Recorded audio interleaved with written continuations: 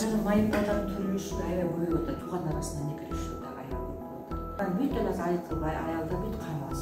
Каны 80% аялда кан аз. Билет кездешип кенече экенси же мынакей биз экөө сүйүшүп калды, мен кандай бөлөлөбүз ата-энебиз макул деп анан кийин 2 жылдан кийин майып балдар менен келген көп кездешип атат. Эгер биринчи линиясы таза болсо дагы 7 тукумга чейин майып балдар берилет да.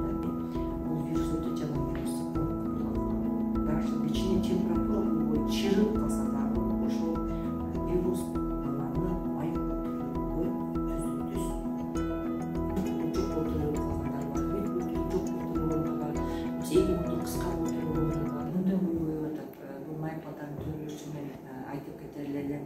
Азыр эң эле биринчи эме боюнча бул айлана чөйрөдөгү бүт экологиянын бузулушу болуп атат. Тамак аштын жетишсиздиги болуп атат. Аял киши өз убагында кайрылбаган болуп атат. Аял кишиде көп оорулар көп пайда болуп атат. Азыр аял кишинин каны аз болуп атат. Көп вирустук оорулар көп болгон үчүн дарыламаган үчүн аял киши ошол оору менен боюнда болтуртуп анан кийин тубаса майып бала көп төрөлүп атат. Дагы бир экинчи касиети азыр тууган арасында некелешүү дагы аябай көп болуп атат. Азыр көбүнчө бизде туугандар ошол мынакей мен көбүнчө эле бөлөлүү үйлөнүшкөндөр аябай көп болуп атат. Бир туугандар балдар көп болуп атат. Андайлар аябай көп кездешип, азыр майып балдардын төрөлүшү аябай көп болуп атат. Ошон үчүн мен кайрылып кетер элем.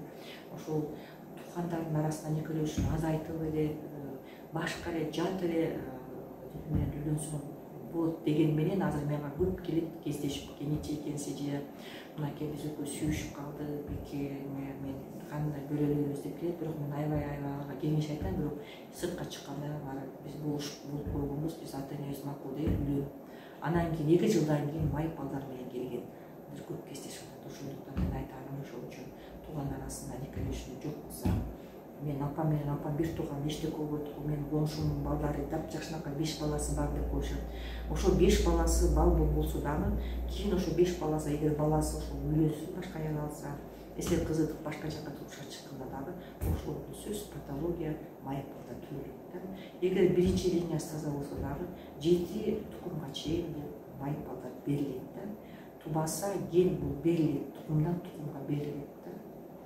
Анан азыр жүрөк кемтик оорулар менен көп терилип атат. Эмнеге жүрөк кемтик менен майып балдар көп терилет? Себеби биринчи азыр мен айтып атам, азыр эле 6 жумалык калуу, 6 жумалыктын азыркы 6 жумалыкта биз коркушпайт да, первый пренатальный скрининг деп коебуз.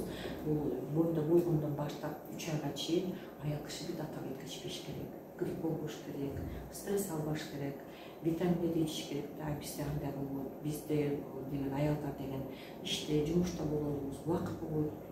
Анан таблетканы ичпейт атайбыз. Ушул тубаса майып балдардын алдын алуу үчүн биз таблетка бар, фолиевый кислота деп коет. Биз фолиевый кислотаны даже боюнда болобу үчүн ичишибиз керек да. Бул деген майып балдардын майып төрөлүшүнүн алдын ала турган атайын витамин да. Ошону биз ичишибиз керек. Булар ичпейт да, витаминдерди ичпейт. Анан кийин воспалениеси болгондо эле боюнда болуп калат. Лечение кылбай эле боюнда болуп калат да. Анан ошон үчүн кармасууну болгондон көп кездешип атат.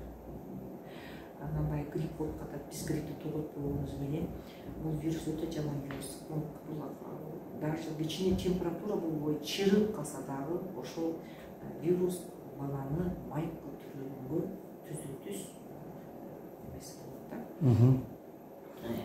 Түз анан азыр көбүнчө эле гигрома шеи матки мына бир айдын ичинде музейде да отурат. Бир айдын ичинде гигрома шеи матки, гигрома шеи плата баланын шишек оорусу менен бир 7 ай бала кайрылды да, ошол шишек менен. Аны биз медициналык по медпоказания прерыванияга жибердик. Себеби булар төрөгөндө майып болуп төрөлөт да. Бул азыр келип көрүнбөгөнү канча.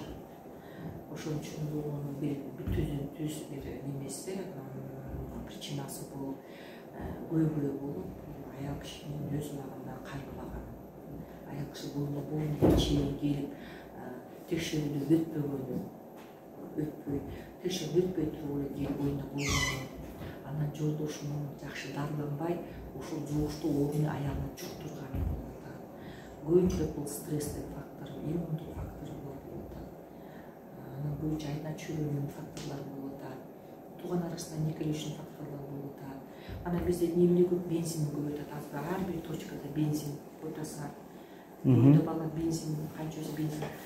Анан аял киши көбүнчө иштеп атабыз, столовойдон бутунда муздак суу, жугуштуулар менен көп болуп атат.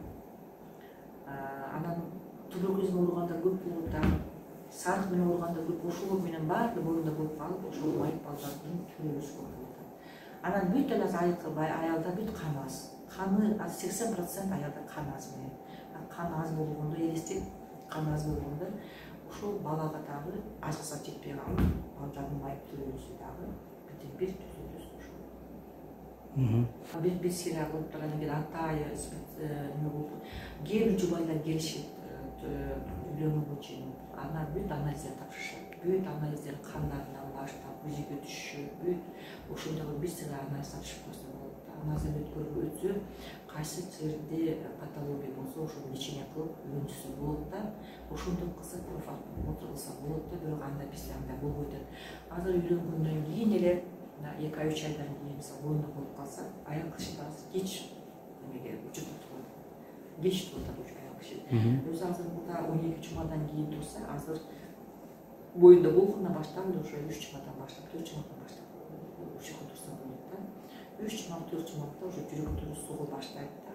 Эркек аял киши ошо баланын жүрөк согуусу башталып, жүрөктүн өсүшү башталат да.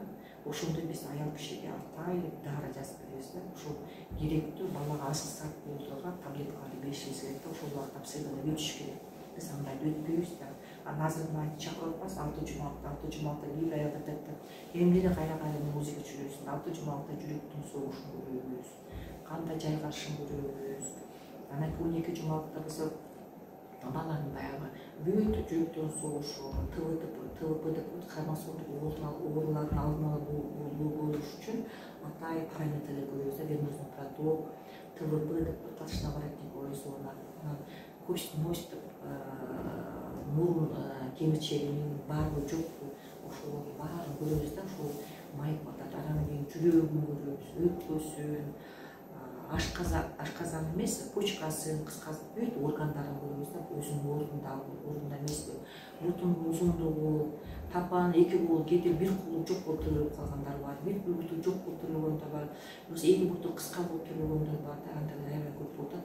Ошол балдарды эртерээк алдына төрөлтпөй, эртерээк эле майып төрөлүп, аял кишиге неме көбөйтпөө үчүн эртерээк 22 жумалыкка чейин ошолорду полностью обследование кылсак болот да, алдын ала алсак болот. Бирок ого биздин аялдар кеч кайрылып калат да. Ошол үчүн майып балдар көп төрөлүп калат.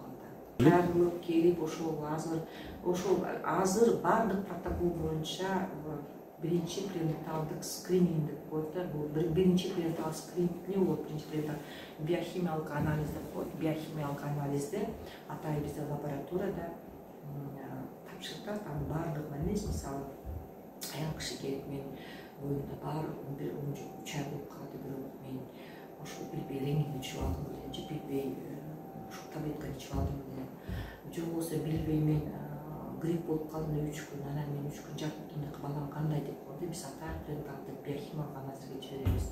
Ал деген атайын лабораторияда деп коет, ПАП тест деп коет, бета ХГЧ деп коет да. Ошолордун атайын нормасы, патологиясы бар. Эгер алар нормадан жогору же ылдый болсо, биз анда УЗИге жибертебиз. УЗИде если жакшы болбосо, эгер хромосомдук патология болуп калса, анда биз прерыванияга жибертебиз. Жаңжалда, эгер үй бүлөдө стресс көп болуп калса, аял кишинин балдардын майып төрөлүшү түздөн-түз таасир этет. Күндө жаңжал болуп, үйдө тополор болсо, баланын өрчүү, эненин ичиндеги баланын түйүндүгү да туура эмес өрчүшү дагы түздөн-түз майып төрөлүшүнө түздөн-түз таасир этет. Аял кишинин ошончо боюнда бар убакта да өз убагында эс алып, өз убагында тамактандырып, биз 3 жумалык тамактансак, аял киши 5-6 жолу тамактандырып, өз убагында өзүнүн диетасы бар, ошону тамактанса, өз убагында эс алса, стресс албаса, анан бул ар дайым ошо өзүнүн анализдерине туура тапшырык болсо, мисалы гемоглобинди тапшырык болсо, анан сидик тапшырык болсо, ушул гената көбү часть бөйрөк оорулары менен аябай көп болуп атат, экстрагениталдык патология менен, бөйрөк оорулары менен, давление менен болгондор болуп атат. Көрөр алдында давлениеси түшпөй операция болгон, азыр кесаревалар көбөйүп атат, операция жолу менен жүргөндөр аябай көп болуп атат азырчы. Себеби мунун бирден бир касиети аял кишинин патология болгону көп. Себеби эме деген патология көбүнчө ошо бөйрөктүн давлениеси көтөрүлүп кеткенде кан кетүүдөн